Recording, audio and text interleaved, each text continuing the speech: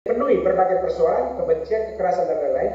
Dokumen ini mengajak kita untuk menemukan dan menjawab panggilan Tuhan dengan visi persaudaraan dan persahabatan sosial yang baru. Artinya setiap tempat, setiap waktu, dalam kondisi dan konteks yang berbeda-beda, kita pun dipanggil oleh Tuhan untuk bersifat kreatif. Bagaimana caranya? Saya menempatkan diri saya menjadi artisan perdamaian di tengah situasi yang saya hadapi. Dalam konteks saya berhadapan dengan orang sakit jiwa. Dan peran saya, bagaimana saya mampu dengan cara saya sendiri, sesuai dengan kemampuan saya, dan sesuai dengan apa yang saya rasa Tuhan panggil saya, Tuhan utus saya, untuk mewujudkan perdamaian dalam kehidupan mereka, dalam keluarganya, dengan orang lain di sekitar mereka. Kita tahu bersama bahwa ketika kita melihat orang sakit jiwa, ya terus terang aja, saya harap Anda tidak demikian. Banyak orang yang takut dengan orang sakit jiwa. Kenapa? Karena pikiran dia orang sakit jiwa itu terlalu berbahaya, membahayakan orang lain. Nah, sebenarnya dengan kita menempatkan pikiran itu dalam pikiran kita sudah terlebih dahulu menempatkan pembatas. Kita sudah menempatkan tembok yang membatasi saya dengan dia. Dan di sini Paulus mengajak kita bahwa dengan menjadi artisan perdamaian, kita harus memiliki cara pandang yang baru, visi yang baru, supaya kita mampu untuk menghadapi apa yang menjadi persoalan di depan mata kita, apa menjadi kebutuhan mereka. Oke, terus terang aja, secara praktis, secara kisah berkata, kebanyakan orang-orang yang sakit jiwa itu ya dipasung di Flores ya. Kenapa ya? Karena mereka melakukan kekerasan fisik dan lain sebagainya. Tapi dengan kita perhatikan baik-baik, dari pengalaman saya, orang sakit jiwa itu menjadi semakin keras, semakin kasar karena orang di sekitarnya juga. Jadi, tapi kalau dia diperlakukan dengan baik, diobati, dijilui dan dijaga, dia akan jadi lebih baik. Dan itu mungkin yang perlu kita pelajari. Saya rasa Anda pun demikian, para suster, para pater, atau para promo, atau para calon suster, calon pater, calon promo. Jadi kita semua dipanggil untuk menjadi artisan perdamaian. Dan bagaimana kita mewujudkan peran ini tergantung pada pemahaman kita akan spiritualitas kita masing-masing. Kepada kita telah diberikan karisma melalui pendiri kita untuk salah satu tugas tertentu dalam gereja, dalam pengarang alam. Dan tugas kita ialah mewujud nyatakan spiritualitas kita, tanggapan kita terhadap karisma itu melalui karya-karya kita. Jika penegasan bahwa sebagai manusia kita semua adalah saudara-saudari, bukan hanya suatu gagasan abstrak, tapi mewujud dan menjadi nyata. Timbullah serangkaian tantangan yang menggerakkan dan memaksa kita untuk melihat segalanya dari sudut pandang baru dan mengembangkan tanggapan baru. Seperti yang saya katakan tadi, kenyataan depan mata yang akan menuntut kita untuk bertindak secara kreatif. Jangan dulu mengatakan, orang sekali mengatakan begini, yang ini tidak boleh, yang ini tidak boleh, hanya boleh view. Kalau kita sudah mulai menutup diri dengan konsep-konsep yang ada itu, dengan sendirinya kita membuat diri kita tidak efektif dalam pelayanan kita, dalam panggilan kita, dan dalam misi kita.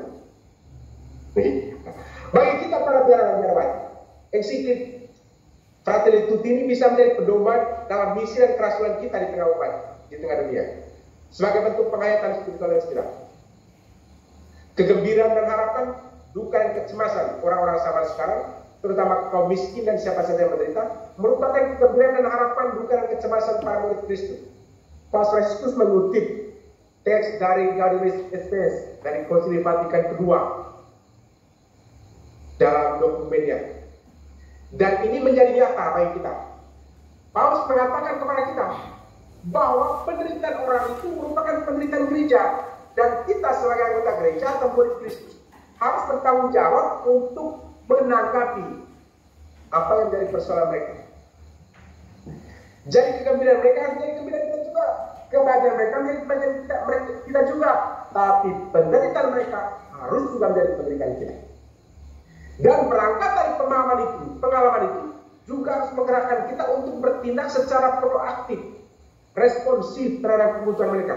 Dan di sanalah dalam proses kita menjadi artisan perdamaian, menciptakan perdamaian di tengah dunia, di tengah masyarakat, di tengah komunitas-komunitas orang yang kita layani. Dan Tuhan menuntut kita untuk menyadari dan memiliki kepekaan terhadap penderitaan atau kebutuhan orang-orang di sekitar kita, terutama yang menderita. Sebab jika kita semua adalah saudara, maka penderitaan atau pemberian mereka juga merupakan penderitaan atau pemberian kita. Dan salah satu karya pelayanan yang kami tekuni, yang saya tekuni adalah melayani pasien dengan gangguan jiwa di kampung-kampung, terutama yang sedang dipasul. Okay? Nah, dahulu perawannya saya pun bingung apa yang harus buat orang-orang ini. Dan tahun 2017 ya, akhirnya coba-coba bangun satu rumah nyaman di mana pasiennya itu akan ditempatkan, dibangun sedemikian rupa supaya dia tidak bisa kabur. Demikian pula orang dari luar tidak bisa masuk dengan bebas. Kemudian kita memberikan perawatan, pengobatan secara medis, juga pendampingan secara rohani dan juga psikologis, secara sosial. Dan pengalaman kami menunjukkan bahwa ternyata pasien itu menjadi lebih baik. Jadi lama-lama kami meneruskan praktik itu. Dan kemudian menjadi sebuah tren dalam pelayanan kami, yaitu rumah bebas pasung. Jadi dengan rumah ini, para pasien yang terlalu galak tidak perlu dipasung. Jadi mereka akan ditempatkan dalam rumah nyaman sambil menjalankan perawatan atau pengobatan. Oke, nah, dan pengalaman kami ya ternyata ketika dia diperhatikan dengan baik, dikasihani, dicintai, dirawat, dia menjadi lebih baik. Dari sekitar 120 pasien yang kami rawat, ada yang dipasung sekitar 65 orang, dan mereka itu menerima rumah bebas pasung. Dan puji Tuhan ya, banyak diantaranya sudah menjadi baik, sudah bekerja seperti biasa, ada yang menenun, ada yang berkebun, ada yang piara binatang dan lain-lain sebagainya. Tapi tentunya ya obatnya tidak boleh berhenti ya. Nah, berangkat dari pengalaman ini, saya bisa mengatakan kepada Anda bahwa perawatan kami atau pelayanan kami dari orang dengan gangguan jiwa ini bukan merupakan sesuatu yang perlu diajarkan sebelumnya, bukan. Terus terang aja di Filipina, di tempat lain kami tidak bergerak sakit jiwa begini. Tapi keberanian kami untuk melayani mereka itu berasal dari sebuah pengalaman, juga kepekaan, kira-kira apa yang mereka butuhkan. Dan kita mencoba, dan praktiknya ternyata bisa baik juga, bagus juga. Okay? Jadi karena itu ya, puji Tuhan ya, mungkin ada laku Tuhan, rencana Tuhan yang Tuhan berikan kepada kami untuk berkarya mengurus orang sakit jiwa ini. Dan saya yakin bahwa para suster, para pater juga yang lain memiliki pengalaman-pengalaman tersendiri dalam karya misi Anda sebagai artisan perdamaian. Bagaimana kita membuktikan perdamaian itu atau kedamaian itu dalam hidup orang, dengan dirinya sendiri, damai dengan tetangganya, keluarganya, damai dengan lingkungannya, dan lain-lain sebagainya. Ini cara kami untuk menanggapi kebutuhan akan perdamaian itu dalam diri orang dengan gangguan jiwa bersama keluarganya. Dan tidak berarti bahwa semua orang harus melakukan itu, tidak berarti. Artinya kita mencoba bersifat kreatif, responsif terhadap kebutuhan yang kita hadapi setiap hari di tempat misi kita masing-masing. Nah, belajar dari kisah orang sampai yang baik hati. Nah, Fransiskus mengambil dalam menanggapi persoalan-persoalan yang dia hadapi, yang dia kisahkan dalam bab pertama Desikikal itu, mengisahkan tentang seorang Samaria yang baik hati, yang diambil dari Lukas bab 10 ayat 25 sampai 37. Ini untuk saya merupakan sesuatu hal yang sangat menarik untuk direnungkan. Pak Fransiskus tidak berbicara begitu banyak tentang teologi yang terlalu jauh, yang terlalu berat. Tapi dia mencoba menggali dari pengalaman biblis. Oke, bagaimana caranya untuk menanggapi persoalan-persoalan yang dihadapi di dunia saat ini? Kekerasan di mana-mana, penderitaan di mana-mana, ketidakadilan di mana-mana, dan lain-lain sebagainya. Oke, nah dia menceritakan atau dia mengambil kisah seorang sahabat yang baik hati. Dan saya rasa kita juga perlu belajar dari dia. Dari kisah orang sama yang baik hati dalam Injil ini, ada beberapa aspek yang perlu kita pelajari. Yang pertama sekali itu cerita Injil itu dimulai dengan seorang yang dirampok. Nah, kita dipanggil Tuhan jadi artisan perdamaian berangkat dari sebuah kenyataan, persoalan, yaitu adanya ketidakberesan dalam masyarakat di tengah umat kita. Sama seperti Paulus, oke? Ketika Paulus mengambil kisah ini, dia berangkat dari sebuah pengalaman akan ketidakadilan dan lain-lain yang ada di masyarakat kita. Dan kisah ini menjadi sangat cocok, sangat nyaman, sangat pas dengan apa yang ada di masyarakat atau di tengah dunia kita. Jadi orang yang menderita ini, orang yang dirampok dalam kisah ini tidak hanya dirampok tapi juga dipukul, lalu ditinggalkan menderita seorang diri. Hal ini mengisahkan tentang kondisi dunia kita yang dipenuhi oleh penderitaan. Entah sadar tidak sadar, baik secara langsung atau tidak langsung, kebanyakan penderitaan yang dialami oleh masyarakat kita diakibatkan oleh ketidakadilan, di mana hak-hak mereka dirampas oleh orang lain. Dan itu sering terjadi. Mungkin ada juga kisah-kisah atau penderitaan-penderitaan orang yang mungkin dia tidak paham kenapa orang itu harus menderita. Misalnya ada orang yang baik sekali, apa yang kami sering jumpai di rumah sakit dalam karya kami, dan ternyata orang baik itu sakit, atau orang-orang baik kok meninggal duluan katanya. Dan sinilah terletak misteri Tuhan ya, yang kadang-kadang kita tidak pahami. Dan dalam situasi seperti ini kita diajak oleh Tuhan untuk berserah diri pada Tuhan, untuk mencoba menyelami misteri Tuhan itu dalam iman dan harap. Tetapi suatu kenyataan yang tidak bisa kita hindari juga, tidak bisa kita elak ialah berbagai praktek atau kejadian-kejadian yang didasarkan pada ketidakadilan dalam masyarakat. Dan saya pun berani mengatakan bahwa terjadinya masalah gangguan jiwa dalam masyarakat ini juga sebagai akibat dari ketidakadilan dalam masyarakat. Contoh konkret, kenapa di tempat lain orang gangguan jiwa itu sedikit dibandingkan di Flores? Karena salah satunya di Flores tidak ada dokter jiwa, tidak ada rumah sakit jiwa. Untuk Anda ketahui saja di Flores itu hanya satu dokter jiwa, di Mawere. Di tempat lain tidak ada. Rumah sakit jiwa belum ada. Yang lain itu ya dokter saraf yang melayani pasien gangguan jiwa, atau dokter umum yang melayani pasien gangguan jiwa. Nah, kenapa bisa terjadi? Kok di tempat lain bisa bayar? Itu juga mungkin merupakan bukti atau efek dari ketidakadilan.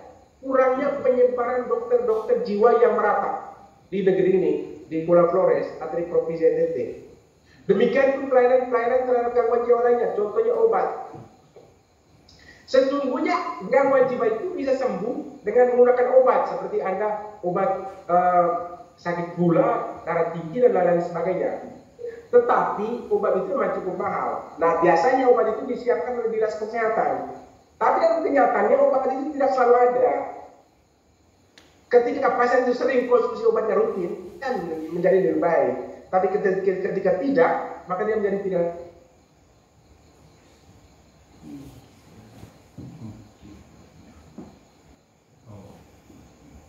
Religius waktu itu yang memiliki pengetahuan tentang hukum, ajaran-ajaran agamanya dan lain-lain sebagainya. Kedua tokoh ini mengingatkan kita bahwa mementingkan kebutuhan ibadah dan mengabaikan penghayatan konkret dari ibadah kita adalah suatu hal yang fatal dalam penghayatan iman dan hidup panggilan kita. Nah, ini yang perlu kita lakukan. Sederhana kita menghayati ajaran iman kita, pemahaman yang kita terima waktu kita masuk dalam masa formasi, atau ketika kita sekarang menjadi pastor, menjadi suster yang berkali-kali, atau satir yang berkali-kali, atau budir dan lain-lain sebagainya. Yesus secara dalam Injil ini, Yesus menggunakan dua tokoh ini sebagai contoh imam dan orang Lewi yang lewat lebih dahulu. Tapi justru mereka tidak memperhatikan orang yang berbeda ini. Justru orang Samaria itu yang memperhatikannya. Nah, mereka menutup mata, yang membiarkan kejahatan, ketidakadilan merajalela tanpa berbuat apa-apa, sama halnya dengan menjadi accomplice yang membiarkan kejahatan itu terus berlanjut. Dan ini yang perlu kita perhatikan bersama. Kadang-kadang kita merasa bahwa kita tidak memiliki tanggung jawab atau memiliki hak atau kewajiban untuk melawan berbagai tindakan-tindakan yang tidak benar dalam masyarakat. Kita merasa bahwa itulah, itu tugas pemerintah, itu dan lain sebagainya. Tapi kita harus ingat bahwa panggilan kita juga menuntut kita untuk paling kurang berbuat sesuatu supaya kejahatan itu tidak berlangsung terus. Kita tidak boleh diam, kita tidak boleh menutup mata terhadap kejahatan yang ada. Seringkali kita berpikir bahwa perjuangan keadilan kesejahteraan masyarakat itu adalah tugas dari pemerintah satu-satunya, dan kita lupa bahwa kita dipanggil dan memiliki tanggung jawab moral untuk menghentikan kejahatan itu dan memperjuangkan keselamatan korban kejahatan itu. Yang berikut, ketika orang Samaria lewat, dia tergerak oleh belas kasihan, lalu mendekati korban kejahatan itu dan membalut luka-lukanya. Tindakan orang Samaria ini mengajarkan kepada kita bahwa kasih atau belas kasihan selalu menjadi dasar dari setiap perbuatan amal bakti kita. Ketika kita dipanggil untuk menjadi artisan perdamaian, panggilan itu atau pelayanan kita itu harusnya dilandaskan pada kasih. Kasih yang melandasi seluruh karya kita. Selanjutnya, kasih itu juga perlu dinyatakan melalui tindakan konkret dengan berjumpa. Dalam ensiklik kali ini, Paus Franciscus selalu menekankan perjumpaan. Jadi, perjumpaan itu penting. Jangan anggap remeh. Banyak orang yang berbicara dari jauh. Dia lupa bahwa ada perbedaan ketika Anda berjumpa dengan orang sakit atau mendoakan orang sakit dari jauh. Ada perbedaan ketika Anda menyapa orang yang menderita dan melihat orang menderita dari jauh, walaupun Anda mendoakan juga. Ada perbedaan. Dan pengalaman saya menunjukkan bahwa ketika orang menderita itu kita sapa, kita jabat tangan atau kita tegur yang secara langsung, rasanya beda, hasilnya beda. Dibandingkan kita lagi lewat, bilang bahwa saya akan mendoakan Anda dari altar. Mendekati orang itu, lalu merawat luka-lukanya. Itu yang dilakukan oleh seorang Samaria. Dia tunjukkan kepada kita bahwa sebuah pelayanan menjadi artisan perdamaian itu tidak cukup menggunakan kata-kata indah, tapi juga harus dibuktikan dengan perbuatan nyata. Yang berikut, kasih dan kompetensi. Nah, ini adalah perbedaan terbaik. Pertolongan pertama yang diberikan orang Samaria itu adalah tanda bahwa dia memiliki pengetahuan akan pertolongan pertama. Dalam dunia pelayanan medis, pengetahuan atau kompetensi adalah aspek penting yang tidak kalah pentingnya dengan kasih. Kasih saja tak cukup, tapi juga membutuhkan kompetensi, keahlian agar bisa melayani orang lain lebih baik dan lebih profesional demi keselamatan orang yang dilayani. Banyak orang yang mencoba melayani orang lain hanya karena belas kasihan, tapi mereka lupa kadang-kadang apa yang mereka lakukan itu justru membahayakan orang lain. Jangan jauh-jauh. Dalam dunia medis, di tempat kayak bekerja di rumah sakit, kadang-kadang orang karakter yang terlalu baik. Mungkin di rumah-rumah orang cacat kami, rumah jompo kami, ada karakter yang terlalu baik, melakukan sesuatu yang tidak diperbolehkan. Contoh, ada pasien yang tidak boleh makan kue yang manis karena sakit gula, tapi ketika pasiennya itu menangis, dia berbelas kasihan kepada pasien itu. Terpaksa dia kasih, tapi kasihan pasiennya, mending dikasih kue yang manis ini. Apa yang terjadi beberapa jam kemudian gulanya naik. Itu karena apa? Belas kasihan yang berlebihan tanpa diikuti oleh kompetensi yang pas. Kita dalam ini perlu juga belajar memahami apa yang menjadi bagian kita. Jangan sampai kita salah bertindak salah dalam hal melayani kasih kita. Oke? Jadi amal kasih itu penting, tapi jangan sampai membahayakan orang lain. Andaikan kasih kita diimbangi dengan kompetensi yang pas, yang cukup, saya rasa kita akan memberikan pelayanan yang terbaik dalam pelayanan kita. Nah, yang berikutnya network dan kolaborasi. Orang Samaria itu menyadari bahwa dia tidak bisa bekerja sendirian. Maka dia membawa orang sakit itu ke sebuah penginapan. Tindakan itu menunjukkan kita akan pentingnya membangun network dan kolaborasi dengan pihak lain. Jika kita ini agar misi kita berhasil, tidak ada yang bisa melakukan misi itu sendiri. Menjadi artisan perdamaian itu tidak bisa mengandalkan diri sendiri. Kita yakin, kita tahu bahwa kita tidak bisa. Karena itu kita perlu membangun network dan kolaborasi dengan orang lain. Dan itu yang dicontohkan oleh orang Samaria yang mereka itu di dalam kitab suci. Oke, hal itu juga merupakan sebuah kesempatan untuk meluangkan virus kasih kepada orang lain. Kita berbuat sesuatu, kita juga mengajarkan orang lain supaya melakukan hal yang sama, supaya mereka juga tahu mencintai. Saya selalu mengatakan kepada keluarga pasien kami, saya melayani keluarga Anda, pasien Anda, tapi jangan lupa Anda punya tanggung jawab lebih besar dari saya.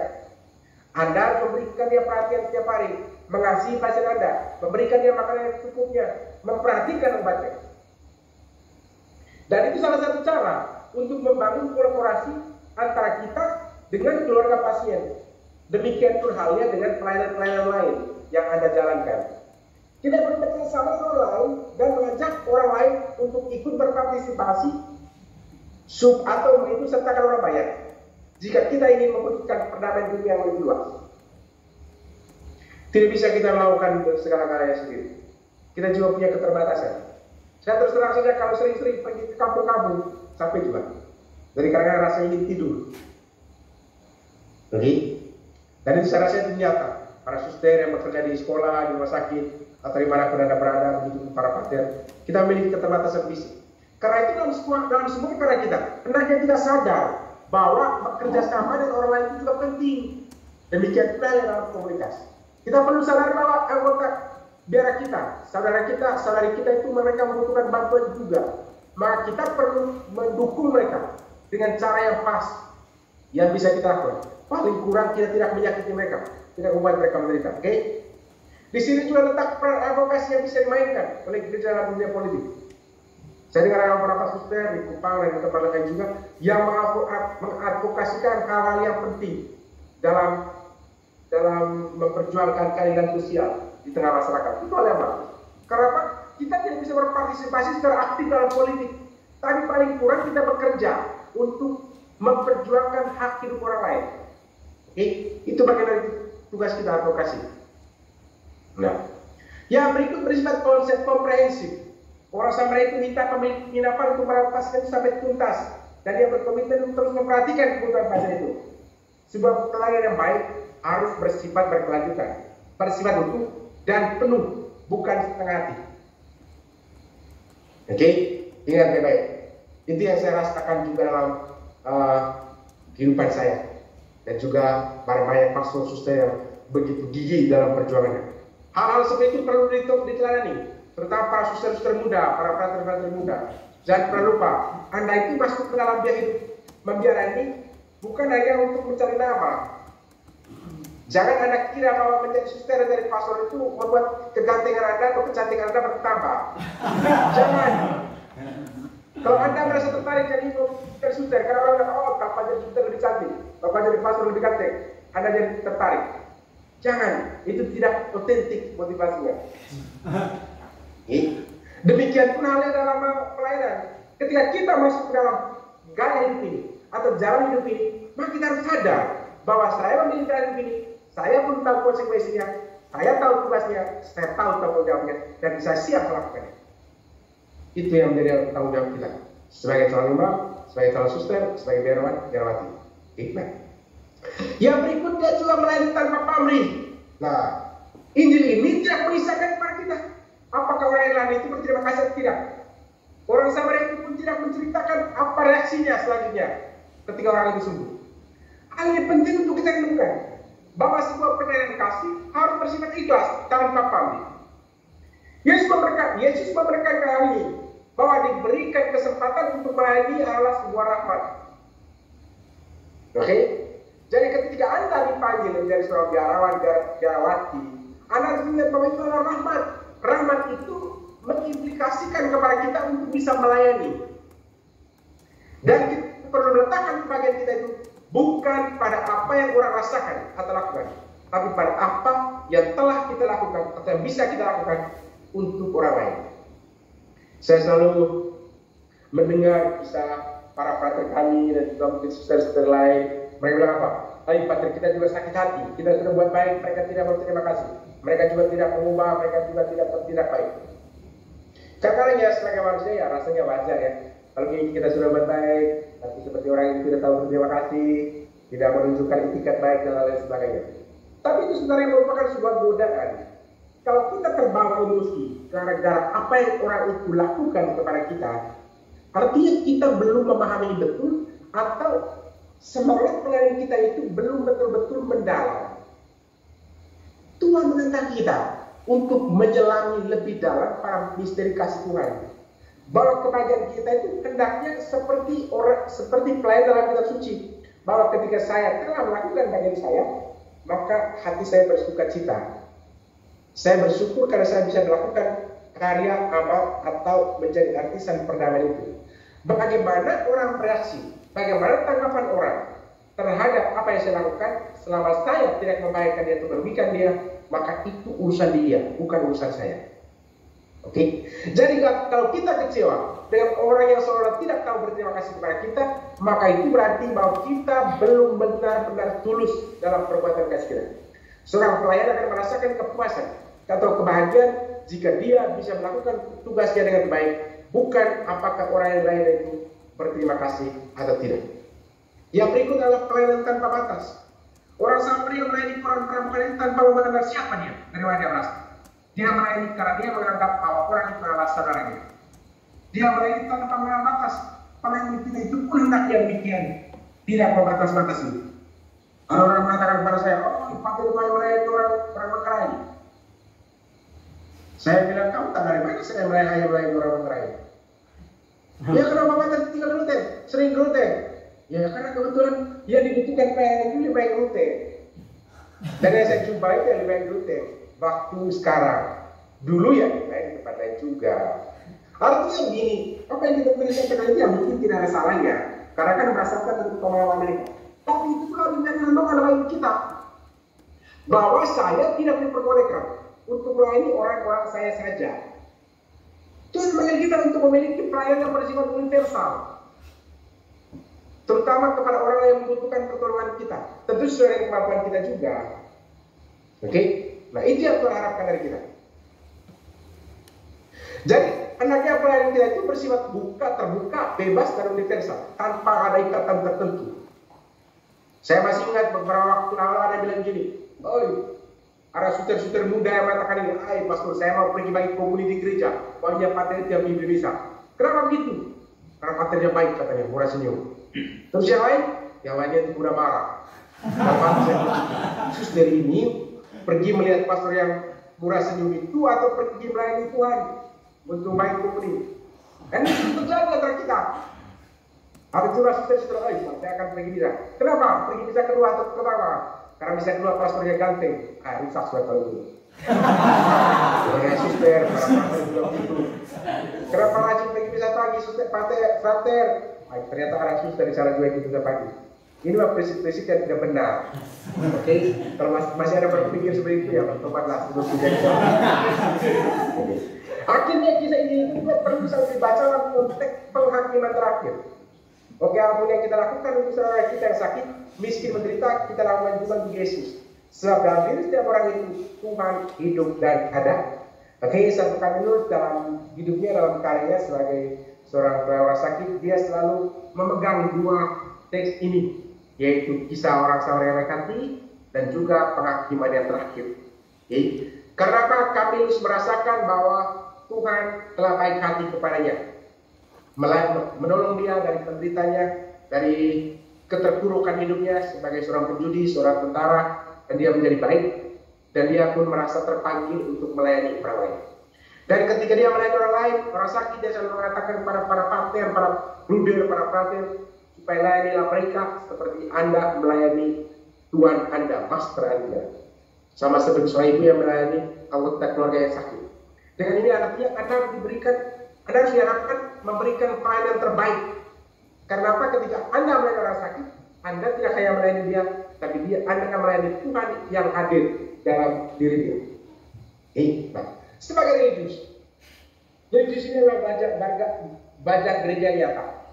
Entah tidak sadar, kita ini orang-orang yang terpanggil ini, biarawan-biarawat ini, mewakili bajak gereja di tengah masyarakat. Sebagai pemeluk hidup bakti, kita adalah perwakilan gereja yang menghadirkan bajak gereja nyata yang ada di dunia dalam wartakan perdamaian melalui karya-karya misi kita. Kita perlu menunjukkan bajak gereja sebagai ibu yang selalu buka pintu hatinya bagi orang lain, terutama bagi yang menderita. Kemampuan kita untuk mewujud nyatakan aspek itu dari gereja di tengah dunia akan memampukan orang merasakan cinta kasih Allah yang nyata. Cinta sama seperti seorang ibu yang mengasihi anaknya. Dan Bunda Maria adalah teladan kita. Dan salib dia mengatakan apa? Inilah anakmu. Dan kepada Rasul itu dia mengatakan apa? Inilah ibu. Perkataan Yesus kepada Bunda Maria dan kepada Rasul Yohanes itu mewakili kita semua. Bahwa Bunda Maria itu menjadi Bunda Yohanes, para Rasul dan kita semua.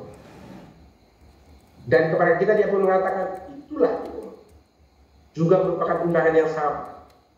Nah, andaikan kita sadar akan hal ini, harusnya mengangkat kita kepada sebuah penghayatan iman yang benar, penghayatan kaul-kaul kita, penghayatan misi kita dan spiritualitas kita masing-masing setiap hari. Karena itu adalah satu hal yang sangat menarik untuk kita renungkan baik-baik. Tadi kita mengatakan bahwa segala sesuatu yang kita lakukan itu bersumber pada kasih. Kasih itu harus dinyatakan atau dibuktikan melalui karya tangan kita atau misi kita. Karena itu, Santo Kamilus sering mengatakan kepada kami, letakkanlah lebih banyak hati di tangannya. Hal itu sekaligus mengajak kita untuk merenungkan baik-baik bahwa kita dipanggil oleh Tuhan karena kasih, dan kasih itu juga ditanamkan oleh Tuhan dalam hati kita agar kita mampu mengasihi orang lain. Dan kasih itu hanya akan menjadi nyata kalau kita mampu menghayatinya melalui karya-karya misi kita setiap hari. Saya rasa demikian saja perkenalan saya pada malam hari ini. Yang pertama sekali saya ucapkan terima kasih kepada saudara sekalian yang sudah mendengar saya. Dan kalau ada pertanyaan silakan. Maaf kalau omongan saya terlalu cepat karena memang saya ngomongnya cepat.